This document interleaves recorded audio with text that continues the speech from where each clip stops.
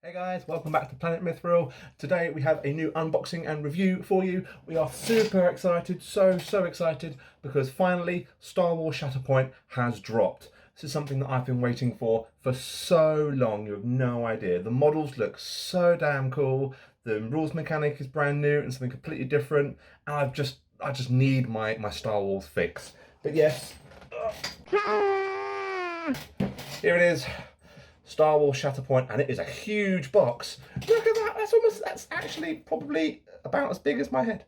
But yes, Star Wars Shatterpoint has dropped. Massive thank you to our friends over at Rampage Games who sorted us out a super good deal on the core set and the expansions. So the expansions aren't available just yet, but they will be coming through online very soon. But the way I look at that is it gives me a chance to get this core set painted up and tabletop ready and start filming some reports for you guys. But yes, this box is so damn cool. You get an awful lot in this box from first glances.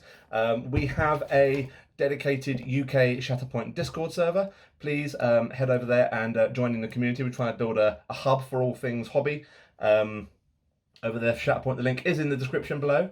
But we're going to go over in just a minute and have a look at the box and the contents to see what's in here, as well as when we've built up some models, show them off in 360s right at the end. But we are so excited to get this going. We know we've been promising more content on the channel, and we've dabbled in some Legion. We are going to be bringing out all the other stuff as well, the Marvel, the Legion, the Malifaux. But Shatterpoint will be the first one that drops properly because there's such a buzz around this hobby, and I think I'm already signed on to 2 if not 3 events to go and play because I need me my Star Wars fix, and Kenobi's my boy. I wonder if you can do a Kenobi and Grievous list. That's meme, ultimate meme potential right there. But we'll go over to the locked off camera and we'll have a look through the box and we'll just see what we get in the box. Let's go. Okay, so here we are. Look at the size of this box. I can barely get it in frame. This is such a thick, dense box, such a thick boy. Yes, okay, so obviously we are aware of the stuff we get in the box. We've seen all the pictures, and I've been getting serious FOMO from everyone who's had their copies before mine came through the post. Unfortunately, Royal Mail did drop the ball on a little bit, but we finally got it through. So let's open up this glorious, glorious new set. Ooh, that's cool, that's fancy. I like this. Oh, not 1 but 2 plastic cardboard covers. Cardboard covers. Oh, that's so cool. What is this, like meant to be like a little like background thing for your shots? Oh yeah, because you can bend it, and that's really cool. That's a really cool little addition. I love that. Oh, look at all these tokens. So many tokens. I'm going to lose all of this. I'm 100% going to have to get some sort of a plastic storage unit for all of these. Now, I don't know what all of these tokens do. I have read through the rule book online. I've skim read it because my attention span is that of a gnat. So I've got a vague recollection of what the rules are actually like in the game. I'm very much excited to start playing and start learning this a bit more. But that's a lot of tokens. Obviously, you've got damage tokens. I'm assuming these are the victory tokens. And these are all going to be condition stuff, and obviously you've got damage, and these are your objective tokens, because it's got a really cool dynamic where you've got 9 objectives, but each struggle, so each game is boiled down into 3 separate struggles, and each struggle, random objectives come online live every turn, which gives for an ever-expanding and ever-flowing game, which is really cool, really cool. But that's all our tokens there. The rulebook not as thick as I'd expect for a brand new game mechanic, to be honest. Oh, I love the artwork. Look at that. You can't tell me that's not beautiful. Oh, there's something about Star Wars. Whenever I'm streaming my Star Wars games online, playing Fallen Order and Jedi Survivor, like I maintain that Star Wars scenery and Star Wars iconography is among like the best. Like, you can't not admire Star Wars scenery and artwork. Another separation there, and this is where we get to the meat of the product. Look at this. I love that it's all separated out in various different sections. So I'm assuming this is all the plastic, or is this actually looks like it's all just terrain. Oh my days. So I know core sets are usually good at giving you a little bit of terrain, and from the back of the box set, you get 23 pieces of terrain with this. So actually, there's bases in there as well. You get 23 pieces of terrain, which is an incredible amount of terrain. I'm assuming I think these are the battle droid bases. A little bit irritating that you don't get two of one, so you can have mixed match battle droids. But I'm sure I can find somebody who'll want to swap and have matching battle droids. So these are the bases, similar scale to MCP, if not exact same scale to MCP, I think. But all kind of your standard usual bases. And this scenery, I've heard people say, is a little bit of a pain to put together. Has to be assembled like exactly right or it won't all go together. But I will reserve judgment for when I've actually got to put him. I'm not going to get all this out because there's an awful lot of it, but that is a lot of scenery. Yeah, oh, that's going to be fun. And I don't paint scenery. I don't usually paint scenery, so this is going to be fun to do. Got another divider. Oh, here we go. This is what we want. They're separated all out really well, actually, to be fair. It's just more scenery. It's more scenery. You get a lot of scenery because the game's played on a 3x3, so you've got to have enough scenery to play. But there's an unholy amount of scenery in there, and I'm all about that. So yeah, really good. And also you can get extra scenery packs. There's a lot of rattling happening from over here. There's more scenery in there as well. What in the world? Okay, lots and lots of scenery. What's something rattled?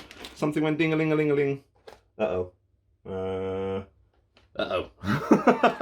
Okay, well, let's hope and pray that wasn't important. But this here, I can see, we've got our models here.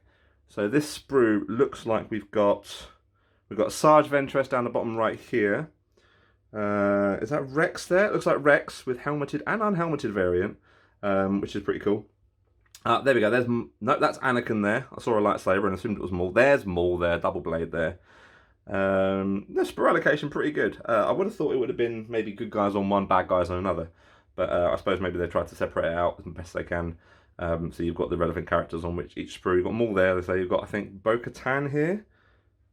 Night Owl. Yep, Night Owl. Yep, that's Bo-Katan and some Clan Krees here. No, Bo-Katan here, sorry. Bo-Katan here. Clan Krees here. The battle droids look spindly. Oh, they don't look fun to put together. Now, the Legion battle droids weren't exactly fun, and but at least that was one model per base.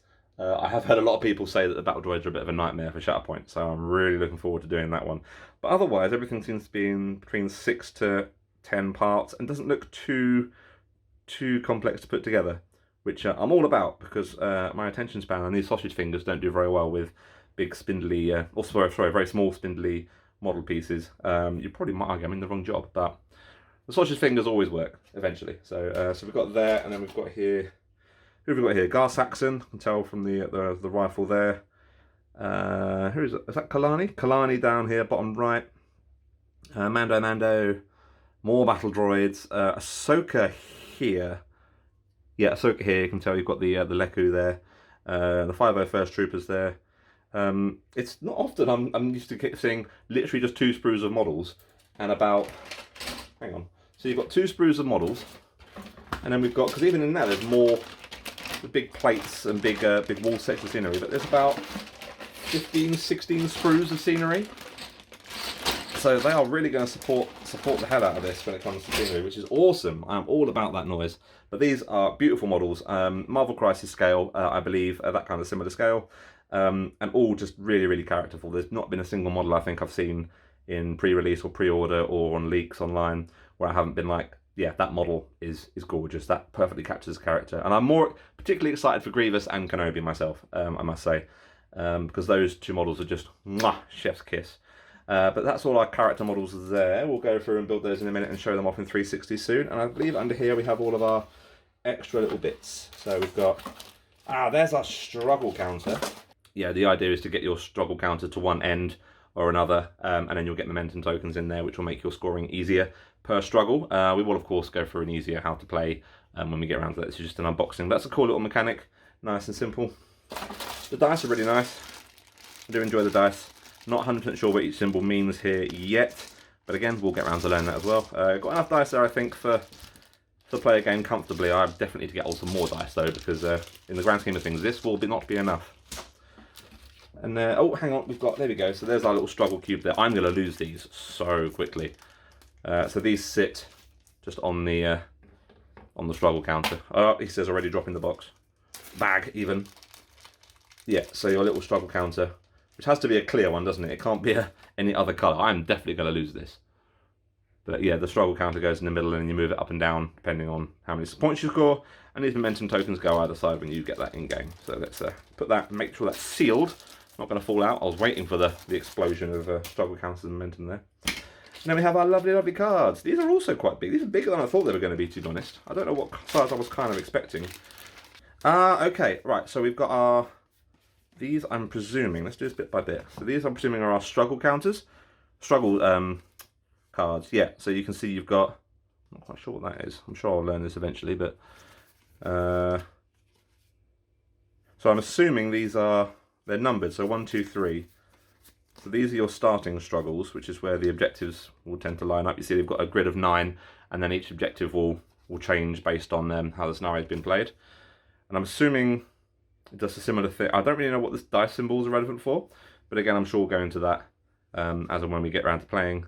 But we get enough to some good variety in the first couple of games with the starter set, which is really nice to see. Not got a great deal of idea what all this is about, but again, I will learn this as and when we start reading the rules properly and start playing. What else have we got here? We've got what look like order cards. Oh, look at those. That's the Shatterpoint card. That is beautiful. Oh, I love that so much. There he is. There's my guy. Kenobi, top left even. Okay, so from what I have seen played on YouTube and what I've read so far, so it's random activations. So you get your order deck, which is comprised, for example, of your squad, like squad 1, squad 2, for example, and then you shuffle that all together. And each turn you would draw one over, and for example, that would be the clones that you have to activate that turn. There's rules about putting things in reserve, I believe, to save them to hold activations effectively for later on in the game. And if you draw the Shatterpoint card, you can activate any one of your units, as far as I'm aware. But the artwork on these is beautiful. Oh, I love these. Oh, look at Rex, my boy Rex. Now, you're going to hear on the channel, I'm sure, a lot about... there's a debate me and Jack you've seen in Lord of the Rings battle reports before. But he's going to be the... someone you see quite regularly when it comes to Shatterpoint, and you're going to hear the debate quite frequently as to which Clone Legion is better. I say 212, he says 501st, so please leave in your comments as to which you think is the better Clone Legion, and why it's 212. Come on, when have I ever let you down? Not biased at all. And these are the, okay, so these are the damage trackers and the forms, I think. Yeah, so when you do damage, you get to go down one of these tracks, which is really, really cool. You've got your dice here based on if you're in melee or range. So, for example, Ahsoka's got no range attack, but she can defend 7 dice against any range attack that goes her way. But she rolls 6 and defends with 6 dice when it comes to melee. And I believe each form has got different tracks that you can go down. So you can flip your form, I believe, any time in the turn, but I could well be wrong about that. And of course, it's only the characters really that have got any form switches. I don't believe Bo-Katan and the clones or the Mandos or anyone like that has got any extra flipping. So it's a new mechanic to get used to. It's going to be a little bit hard to get your head around, I think. But I think it's one of those ones where once you've got it, which is really cool. But I really love that mechanic. I know that my friend Oz is working on some card holders and token holders, so it'll have your cards, your form attack cards here, and these rather huge. I wasn't expecting these to be quite this big, but these rather big actual stat cards all in one place, so you don't get lost and you can easily see everything. But yeah, so you've got all the abilities here for all the cards. You get, it's so beautiful. I'm going to gush over this so much, as you can probably tell already. This isn't much of a review. This is just me gushing over Star Wars, and you know what? I'm okay with that. So yeah, so for example, you've got your squad points here. So Ahsoka, so it's boiled down into primary, secondary, and supporting units. Your primary unit, so your squad is made up of 3 of these. Your primary unit dictates how many squad points you can have. So Ahsoka, for example, can give you 8 squad points worth of secondary and supporting units, and this is the amount of force she gets. And of course, she's got all her special rules, her health and her stamina and whatnot here. And then all the supporting units, for example, Bo-Katan would be 4 out of that. And the Clan Kreese would be another 4, so that would make up your one squad. And I believe it's played with 2 squads.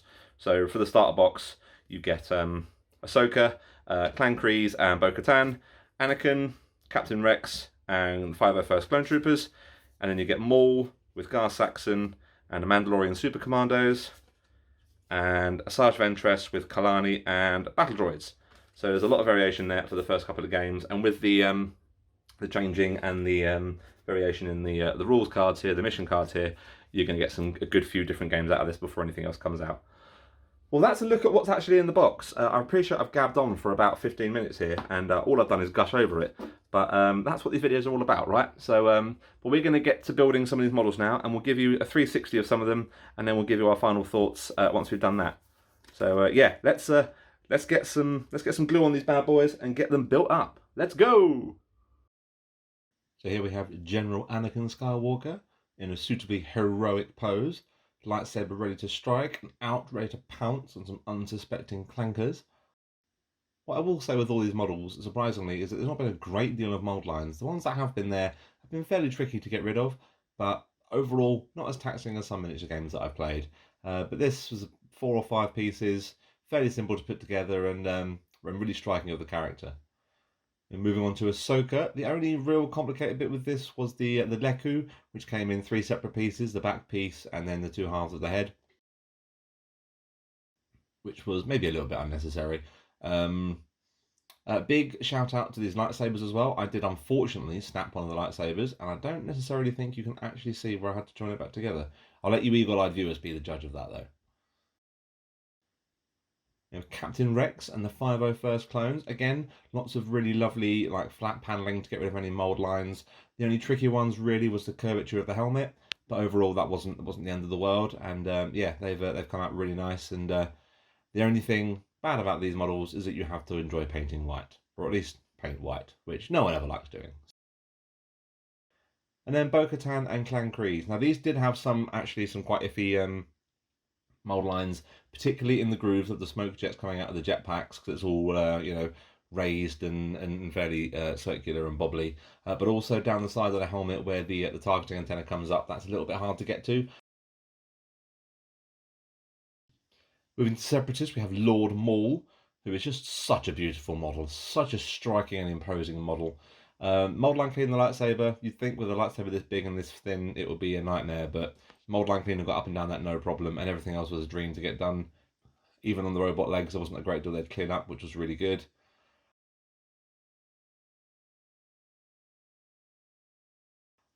And Asajj, again, just another beautiful model. The dress and the torso in particular are really easy to clean.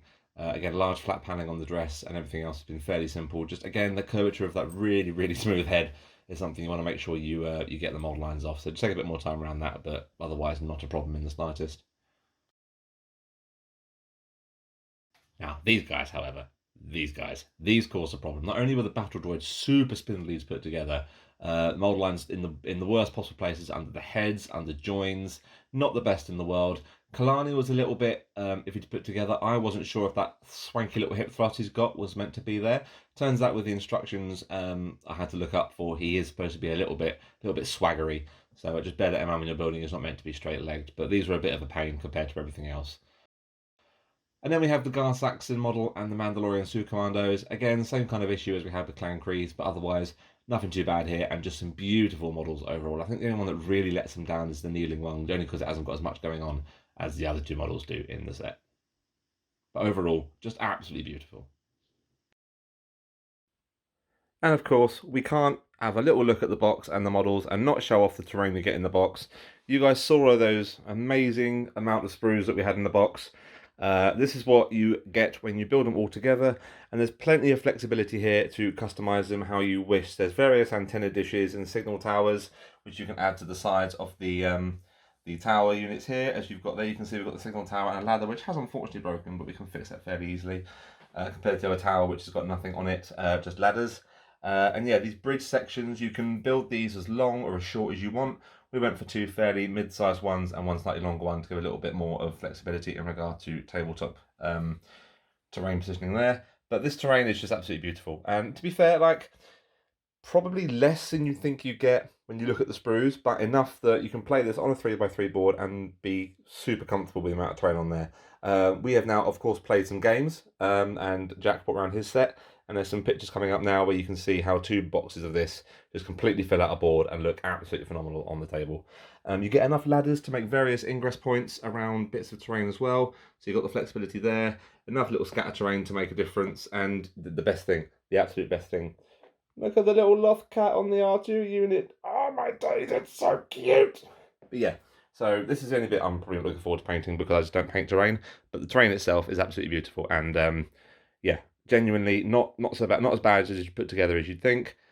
Just make sure you follow the instructions because it is a little bit iffy if you don't quite know how things go, but there's enough flexibility we found to them to make sure, as long as you put the panels in the right way around, so you've got all the grooves, particularly in these areas here, because you need these grooves to slot on the tower bits and for the bridge to sit on. So as long as you make sure that goes in fine, generally speaking, you're going to be fine.